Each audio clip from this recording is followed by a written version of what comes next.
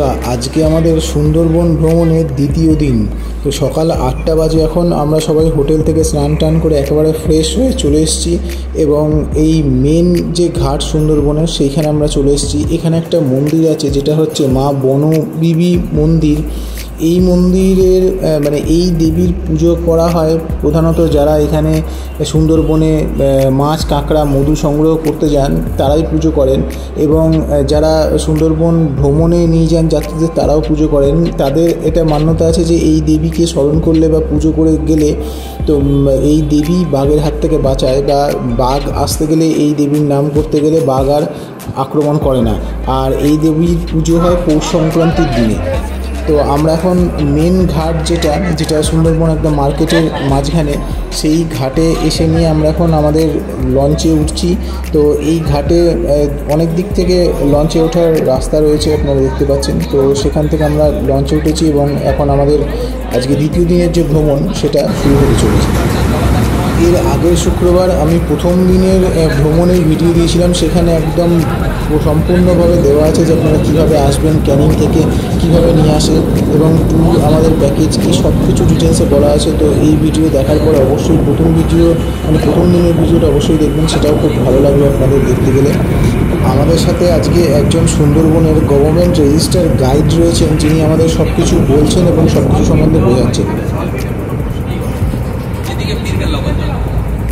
যদিও আমাদের জোয়ার ভাটা দেশ, সাগরটা জোয়ার চলছে, সাগরটা কিন্তু ভাটা হচ্ছে, এখন কিন্তু জোয়ার চলছে, অনেকখানি কিন্তু জোয়ার বেড়ে গেছে। যখন জোয়ারটা হাই হবে ম্যাক্সিমাম সুন্দরবনটা কিন্তু জলে ঢুকবে। নিউমন বলবো মানে যেটাকে দ্বিতীয় দিনের ভ্রমণে এরম একজন করে সরকারি গাইড প্রোভাইড করা হয়, যিনি দ্বিতীয় দিনের যে টোটাল যে আমাদের ভ্রমণ পয়েন্টগুলো আছে সেগুলোর সম্বন্ধে সব কিছু বোঝাবেন এবং সব কিছু বলবেন। কারণ গাইড ছাড়া ঘুরলে সুন্দরবনের যে অ্যাডভেঞ্চার বা সুন্দরবনের ভৌগোলিক অবস্থান সম্বন্ধে কিছু জানতে পারবেন না। তো ফার্স্ট ডেস্টিনেশন আজকের আমাদের হচ্ছে সুধন্যখালি। এর ভেতরে বিভিন্ন রকম ম্যানগ্রোভ গাছ রয়েছে যেগুলো আপনারা সামনে থেকে দেখতে পাবেন, এবং ওয়াচ টাওয়ার রয়েছে যেখান থেকে বন্য জীবজন্তুকেও দেখা যায়। এখানেও ঢুকে ফার্স্টেই বাঁদিকে দেখলাম একটা মন্দির রয়েছে, এবং এই মন্দিরটা হচ্ছে সেই বনবিবির মন্দির বা বনদেবীর মন্দির। বনবিবি বলা হয় কারণ হিন্দু মুসলিম সবাই এই দেবীকে মানেন, এবং এখানে তার সাথে ব্যাঘ্র দেবতাও রয়েছেন, যেটা ওখানেও আমরা দেখলাম ঘাটের ওখানটা, এবং সামনে একটা বড় বাঘ। তো সবাই এই দেবীকে এখানে খুব পুজো করে এবং বিশ্বাস করে এবং মানে, এবং প্রত্যেকটা মন্দিরের পাশেই এই বাঘ দেবতা এবং মা বনবিবির সম্বন্ধে, তার পূজার সম্বন্ধে বা সব কিছু সম্বন্ধে এখানে লেখা থাকে, যেটা আপনারা পড়লেই বুঝতে পারবেন।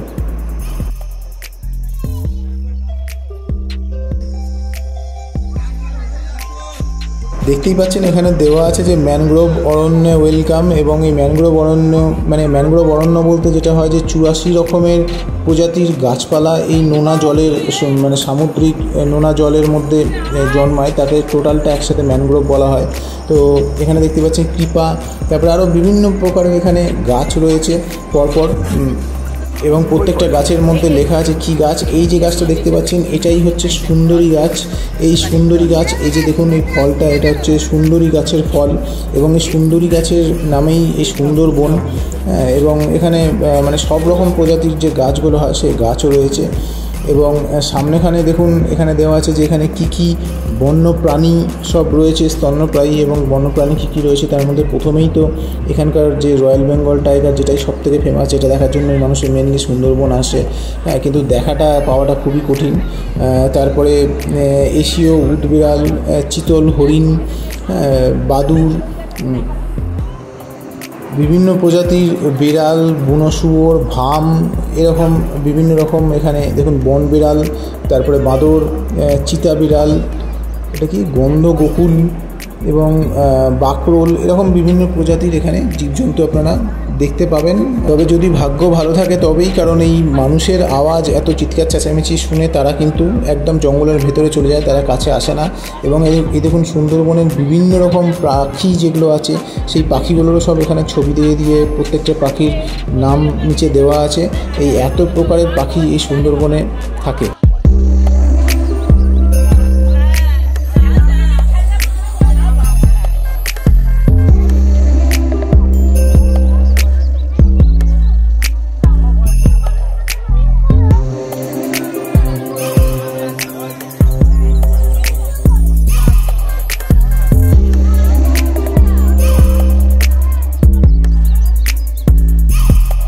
ওরে বাবা, এই চেয়ারের মধ্যে তো একদম বাঘমামা বসে আছে, আবার লুঙ্গি পরে বোধহয় বসে আছে, লুঙ্গি বা গামছা পরে। তো এইটা বেশ ভালো লাগলো দেখতে, মানে এখানে পাশে বসে নিয়ে মেনলি ছবি তোলার জন্য এটা তৈরি করা হয়েছে। আর যে ওয়াচ টাওয়ারটার কথা বলছিলাম, সেই ওয়াচ টাওয়ারের উপরে আমরা এখন উঠেছি। এটা অনেকটাই ওপর থেকে পুরো এই এরিয়াটাকে দেখা যায়। দেখা বলতে এখানে কিছুই নেই, মানে চারিদিকে শুধু জঙ্গল আর জঙ্গল, চারিদিকে শুধু গাছ, এবং মাঝখানে মাঝখানে যে জায়গাগুলো, এগুলো এখন সেরকমভাবে বর্ষা হয়নি বলে এগুলো এখন শুকনো শুকনো আছে। এগুলো পুরো নদীর মতো পুরো ভরে থাকে, এবং চারিদিকে শুধু গাছ, একদম অভয়ারণ্যর মাঝখানে আছি। কোনো গাড়ির আওয়াজ, কোনো পলিউশন, কোনো চিৎকার চেঁচামেচি কিচ্ছু নেই, একেবারে নিস্তব্ধ চারিদিকে, এবং চারিদিকে অভয়ারণ্য এবং একদম পিওর অক্সিজেনে ভর্তি। আর এই যে সুন্দরবনের ম্যাপ, এই সুন্দরবনের ম্যাপ দেখুন, এই যে সাদা সাদা জায়গাগুলো, এগুলো সবই নদী, এবং নিচেটা টোটালটাই সমুদ্র, এবং ওপর দিকেও এগুলো সব নদীগুলো এসে এসে সব সমুদ্রে মিলেছে। এবং এই যে ইউ আর হেয়ার, মানে আমরা এখন ঠিক এই জায়গাটাতে আছি। তো এইটা সুন্দরবনের, যেটা ইন্ডিয়াতে সেই অংশটা। তো আমরা ওইটা দেখে নিয়ে আস্তে আস্তে আবার এগিয়ে চললাম আমাদের নেক্সট যে ডেস্টিনেশন সেই জায়গায়। তো আমরা এখন পুরো চারিদিকে কিন্তু অভয়ারণ্য, সেই অভয়ারণ্যর মাঝখান দিয়ে আমরা একদম যাচ্ছি আস্তে আস্তে। এখানে লঞ্চ চলতে হয়, লঞ্চ এখানে বেশি স্পিডে চালানো যায় না, কারণ মানে পুরো জঙ্গল চারিদিকে। তো জঙ্গলের যে পশু পাখি আছে তাদের যাতে কোনো অসুবিধা না হয় সেই জন্য। এবং এটা দেখতে এরকম লাগছে, এটা উপর থেকে তোলা ফটোতে ঠিক এরকম টাইপের দেখতে লাগে। চারিদিকে অভয়ারণ্য, চারিদিকে জঙ্গল, আর মাঝখান দিয়ে সরু সরু এই নদী, এই নদীর মধ্যে দিয়ে আমরা ভেসে চলেছি। সামনে থেকে কতটা বোঝা যায় না, কিন্তু উপর থেকে বোঝা যায় যে মানে কতটা মানে জিনিসটা অ্যাডভেঞ্চারাস।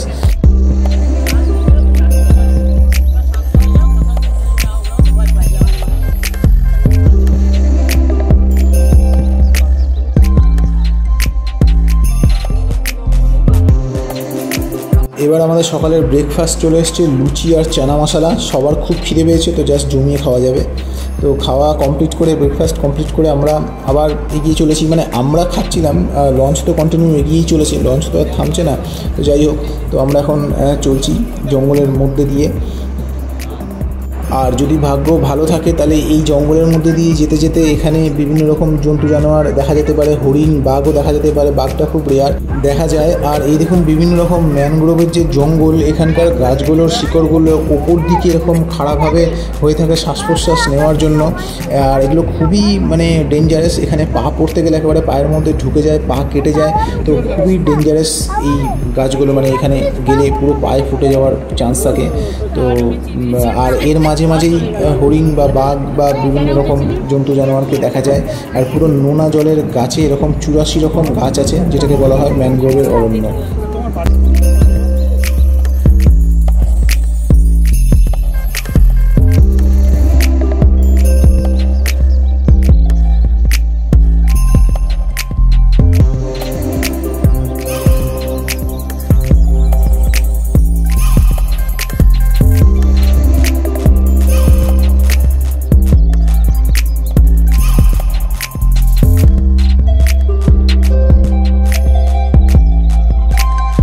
আমি তো বেশিরভাগ সময়তেই লঞ্চের সামনের দিকে সিঁড়িতে বসে আছি, কারণ এখান থেকে দারুণ আসছে ভিডিওগুলো। এবং দিদিদের দেখুন পুরো বসে বসে পোজ দিয়ে কন্টিনিউ ফটো তুলে চলেছে, তো জাস্ট দারুণ লাগছে। আর এখানে আস্তে আস্তে আমরা এখন সমুদ্রের দিকে যে মোহনা, সেইখানটা আস্তে আস্তে এগিয়ে চলেছি। এইখানকার জলের গভীরতা 80 থেকে 90 ফুট, মানে প্রচণ্ড ডিপ এই জায়গাটা। এবং এখানে সব নদীগুলো এসে নিয়ে মোহনাতে সমুদ্রে মিলেছে। এই জায়গাটাকে বলা হয় 5 রিভার জংশন, মানে 5টা নদী এখানে এসে একসাথে মিলেছে।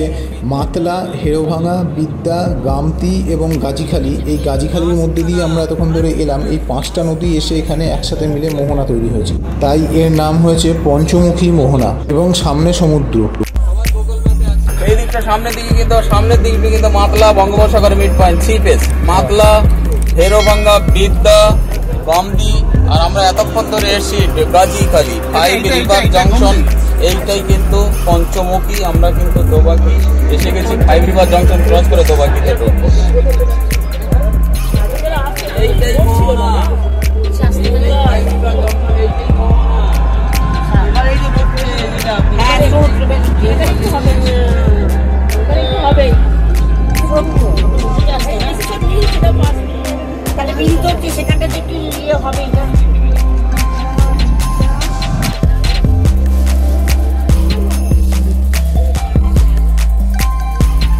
এই 5 রিভার জংশন ক্রস করে আমরা এখন দোবাকিতে ঢুকবো এবং এখানে দেখুন মাছ ধরা চলছে কিভাবে নৌকো করে করে সব মাছ ধরছে।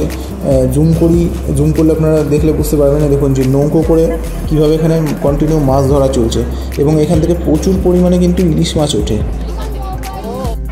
আমরা এখন আমাদের পরের যে ভ্রমণ তালিকার যে জায়গা সেটা হচ্ছে দোবাকি। সেই দোবাকিতে আমরা এখন চলে এসেছি, দোবাকি ক্যাম্পে।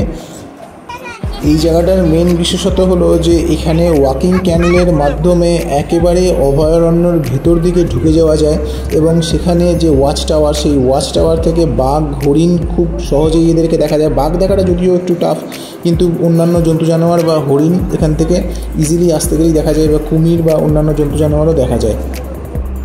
এই যে দুধার দিয়ে ঘেরা জায়গাটা, যেটাতে আমরা এখন সিঁড়ি দিয়ে উপরে উঠছি, এটার নাম হলো ক্যানোপি ওয়াক। এটা দিয়ে একেবারে জঙ্গলের অনেকটা ভেতরে চলে যাওয়া যায় এবং এই যে এই রাস্তাটা দুধার দিয়ে এরকমভাবে নেট দিয়ে ঘেরা, এটা কিন্তু অনেকটা এরিয়া জুড়ে অনেকটা ভেতর দিকে এটা হেঁটে যেতে হয়।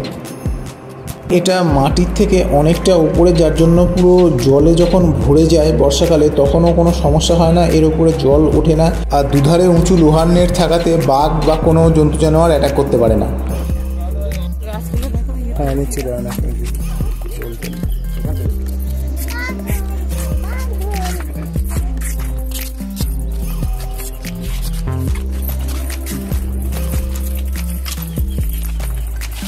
আপনার বলুন কেমন লাগছে? হ্যাঁ, ভালো লাগছে ঘুরতে এসে। আমাদের একসাথে সব আমরা বাঘ দেখতে এসেছি সুন্দরবনে। বাঘ পাচ্ছি না, ঠিক আছে, বাঘ পাওয়ার চেষ্টায় আছি আমরা। দেখা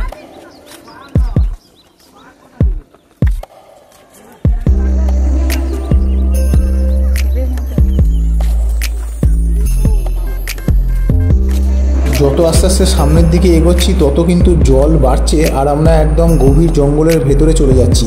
এবারে উপর থেকে একটুখানি ভিউটা দেখাই, তাহলে বুঝতে পারবেন যে চারিদিকে কিভাবে জঙ্গল এবং তার মাঝখান দিয়ে আমরা চলছি। মানে দারুণ অ্যাডভেঞ্চারাস একেবারে।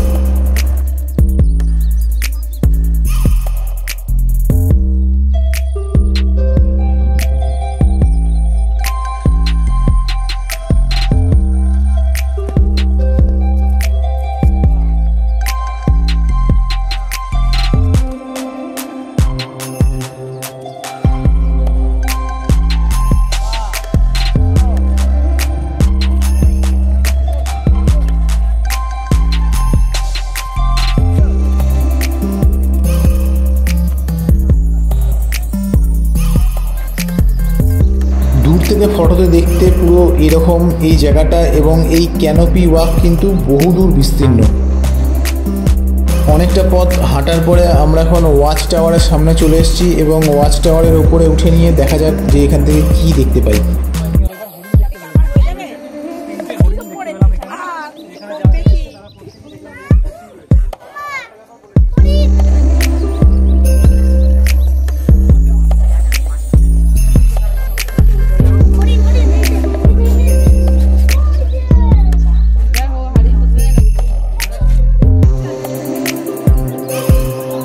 ওই যে দূরে 3টে হরিণ দেখা যাচ্ছে, যতটা সম্ভব আমি জুম করে দেখাচ্ছি তাহলে আপনারা দেখতে পাবেন। এই নোনা ঘাস খাওয়ার জন্য হরিণগুলো এখানে আসে এবং এই ওয়াচ টাওয়ার থেকে ভালোভাবে দেখা যায়।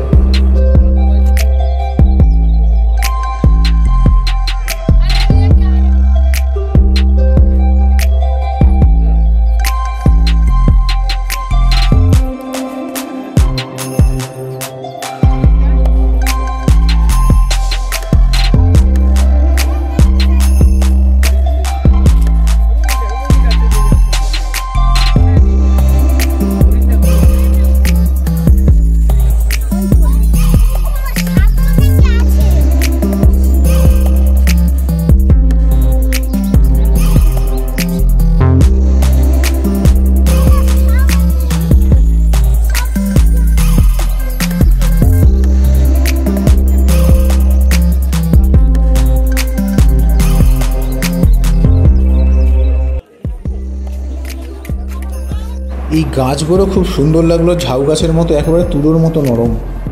দোবাকি ক্যাম্প দেখা কমপ্লিট হয়ে গেছে। আর আজকে ওয়েদারটা দেখুন, দারুণ ওয়েদার, একটুও রোদ উঠছে না, পুরো মেঘে ঢাকা, আর হাওয়া দিচ্ছে, মাঝে মাঝে ঝিরিঝিরি বৃষ্টি হচ্ছে, জাস্ট দারুণ লাগছে।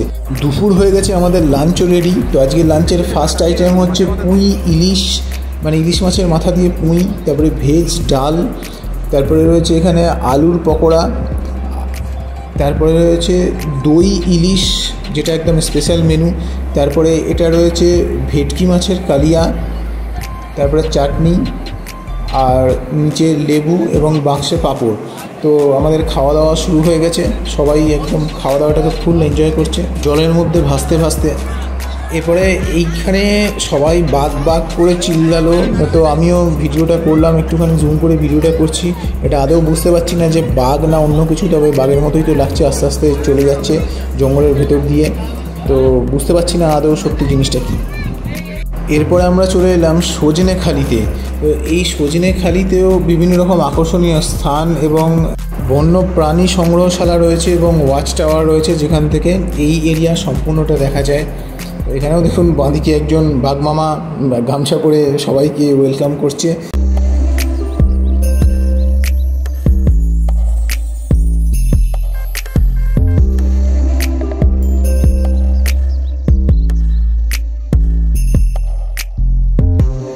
জলজ সুন্দরী মানে জলের প্রাণীদের মেনলি এখানে সংরক্ষণ করা হয়। এখানে কুমিরের প্রজনন প্রকল্প এবং কুমির সংরক্ষণের জন্য এটি একটি গুরুত্বপূর্ণ জায়গা এবং কুমিরদের জীবনযাত্রা এখানে কাছ থেকে দেখা যায়। এছাড়া এখানে কচ্ছপ হ্যাচারি রয়েছে, বিভিন্ন প্রকারের কচ্ছপের আবাসস্থল এবং এদের প্রজনন প্রক্রিয়া এখানে দেখতে পাওয়া যায়। আর এখানে একটা জাদুঘরও রয়েছে, যেটা সুন্দরবনের জীববৈচিত্র্য এবং ঐতিহ্য সম্পর্কে জানা যায়।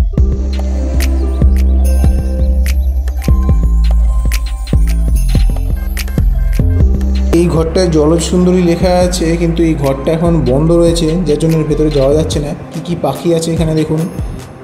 আরে বাবা, এ তো পুরো এর সাথে বন্ধুত্ব করে ফেলছে পুরো। গোঁপ ধরে টানিস না রে, ইস গোঁপ ছিঁড়ে যাবে। এখানে দেখুন ছবিতে দেওয়া আছে কত প্রকারের কচ্ছপ হয়, বিভিন্ন প্রকার কালারফুল এবং ডিফারেন্ট শেপের কচ্ছপও রয়েছে এখানে।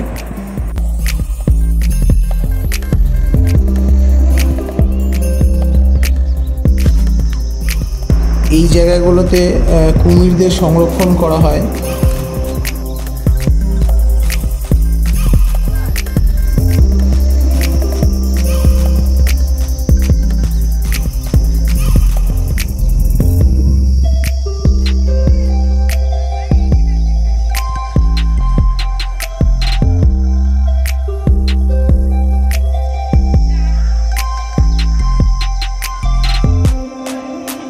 ওরে বাবা, এখানে দেখুন কত কচ্ছপ।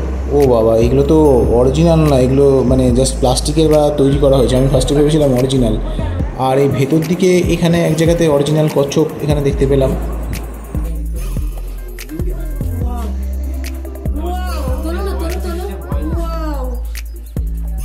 এখানে একটা মিউজিয়াম আছে, যেখানে সুন্দরবনের মানুষের হস্তশিল্প মানে হাতে তৈরি করা জিনিসপত্র এখানে বিক্রি হয়, যেগুলো বাড়িতে নিয়ে গিয়ে সাজিয়ে রাখতে পারেন। খুব ভালো লাগবে দেখতে, খুব সুন্দর আর্টিস্টিক জিনিসগুলো।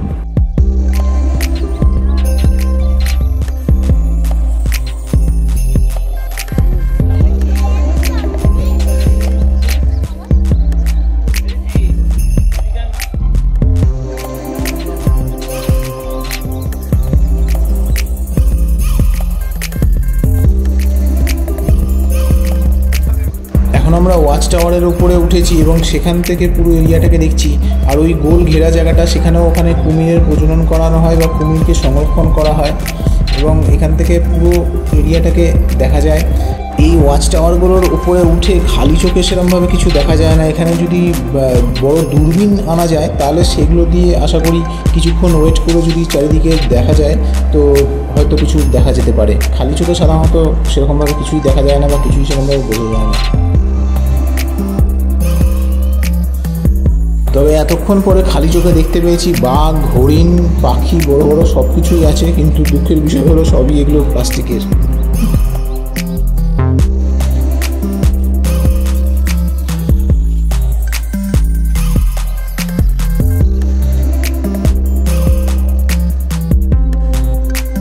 ভিডিওটা ভালো লাগলে অবশ্যই লাইক শেয়ার করবেন এবং যারা চ্যানেলে নতুন আছেন সাবস্ক্রাইব করে রাখবেন। এটা আমার ঘোরার চ্যানেল, অল ওভার ইন্ডিয়ার প্রচুর ভিডিও দেওয়া আছে ঘোরার ওপরে, যেটা দেখতে গেলে আপনাদের ঘুরতে গেলে আশা করি বিভিন্ন রকম হেল্প হবে, সাজেশান পাবেন।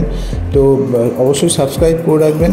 এবং এর আগে আমি আগের সপ্তাহে সুন্দরবন ডে 1 মানে প্রথম দিনের ভিডিওটা দেখেছি, সেটা এই ভিডিও শেষ হয়ে গেলে সেটাও অবশ্যই দেখবেন, সেটাও আশা করি ভালো লাগবে। সেখানে কোথা দিয়ে কিভাবে আসবেন এবং এই ঘোড়া সম্বন্ধে, প্যাকেজ সম্বন্ধে সব কিছু ডিটেলসে আলোচনা করা হয়েছে। ওপরে আই বাটনে টাচ করে দেখে নিতে পারেন। এটা হচ্ছে গভর্নমেন্ট এমপ্লয়ি অফিসারদের কটেজ এবং এর সামনেখানে এইখানটা দেখুন, এই জায়গাটাই সব থেকে সেরা এই এলাকার। সেটা হচ্ছে এই যে গাছগুলো দেখতে পাচ্ছেন, এই গাছগুলো এই সুন্দরী গাছ এবং এই গাছের যে নিচের শিকড়গুলো, যেটা আমি লঞ্চে যেতে যেতে আপনাদেরকে জুম করে দেখাচ্ছিলাম যে খাড়া খাড়া হয়ে রয়েছে, যেখানে পা পড়তে গেলে পা একেবারে কেটে যায় বা পায়ের ভেতরে ঢুকে যায়। তো এই জায়গাটাতে সেমভাবে ওই গাছগুলো লাগানো আছে এবং ওইভাবেই শিকড়গুলো ওপর দিকে উঠে রয়েছে। এই শিকড়গুলো মাটির তলে না গিয়ে মাটির ওপর দিকে উঠে যায় এবং মাটির ওপরে উঠে নিয়ে সেখান থেকে এরা শ্বাস প্রশ্বাস চালায়। এবং আরেকটা জিনিস খেয়াল করে দেখুন, এই যে গাছগুলোর গোড়াতে পুরো প্রজাপতির পাখনার মতো এরকমভাবে গজিয়েছে। গাছেরই ওটা মানে গুড়িরই অংশ, এটা গাছটাকে সাপোর্ট দেওয়ার জন্য, যাতে ডান দিক বাঁ দিক কোনো দিকে পড়ে না যায়, যার জন্য চারিদিক থেকে এইভাবে এই ফ্লাইয়ের মানে প্রজাপতির পাখনার মতো এইগুলো বেরোয়, যার জন্য মানে হয়তো মানে এত সুন্দর লাগছে দেখতে, যার জন্যই হয়তো এই গাছের নাম সুন্দরী, আমি সেটা জানি না, কিন্তু খুবই সুন্দর লাগছে এবং মানে আশ্চর্যজনক লাগছে। এবং দেখুন শিকড়গুলো একেবারে কীভাবে খাড়া খাড়া হয়ে রয়েছে, মানে ওই জায়গাটাতে যাওয়াই যাবে না, পুরো মনে হয় একদম ভেতর দিকে ঢুকে যাবে জুতোর মধ্যে। নদী থেকে জঙ্গলের মধ্যে গিয়ে তো এই গাছকে এতটা সামনে থেকে দেখা সম্ভব নয়, তবে এই জায়গাটাতে এসে এই গাছগুলোকে যে এইভাবে সামনে থেকে দেখতে পেলাম এবং গাছের গোড়া থেকে যে এইরকমভাবে দু সাইড দিয়ে একদম পুরো পাখনার মতো বেরিয়ে সেটাকে সাপোর্ট দেয়, মানে এটা একটা অদ্ভুত জিনিস দেখলাম এবং এটাই সবথেকে সেরা লাগলো এই জায়গাটা ঘোরার পরে। তো আজকে আমাদের সেকেন্ড ডে ঘোরা কমপ্লিট হয়ে গেল। এবারে আমি লঞ্চের নিচে চলে এসেছি, এখন আমরা আবার পাখিরালয় মানে আমাদের হোটেলের দিকে ফিরছি। তো নিচে যে ঘরের মতো করা রয়েছে সেইখানে বসে আছি। এই মানে নিচে আসতে গেলে মনে হয় একদম জলটা পুরো একদম কাছে চলে এসছে, তো খুব সুন্দর লাগে এখান থেকে দেখতে। এখান থেকে আপনাদেরকেও ভিডিও করে দেখাচ্ছি। আর ভিডিওটা কেমন লাগলো জানাবেন, কোনো যদি কোয়ারি থাকে অবশ্যই জানাবেন। এবং আপনারা যদি ট্র্যাভেল প্যাকেজ বা ট্র্যাভেল কোম্পানির যদি ফোন নাম্বার চান সেটাও আমি দিয়ে দেবো। 2800 টাকাতে ইলিশ উৎসব এবং তাতে 3 দিন 2 রাত্রি সম্পূর্ণ ঘোরা ক্যানিং টু ক্যানিং। তো আপনারা নাম্বার চাইলে আমি সেটাও দিয়ে দেবো, সেখান থেকে আপনারা কন্ট্যাক্ট করে আসতে পারেন। আর কেমন লাগলো অবশ্যই জানাবেন। এবং তৃতীয় দিনের ভিডিও আমি নেক্সট উইকে আবার দেবো, তো সেটাও অবশ্যই দেখবেন এবং এই ভিডিও কেমন লাগলো অবশ্যই জানাবেন।